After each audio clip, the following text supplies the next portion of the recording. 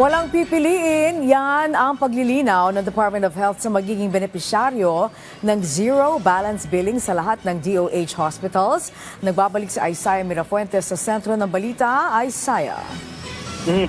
Yun nga, Angelic, tama ka dyan. Nilinaw ng Department of Health na hindi sila mamimili kung sino ang mga magiging benepisyaryo ng zero balance billing.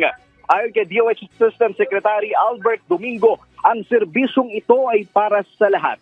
Nasa 87 ospital ang accredited dito, 5 ay under construction pa. Kapag ang pasyente ay nasa DOH hospital at bahagi ng basic accommodation, libre na ang kanilang hospital bills.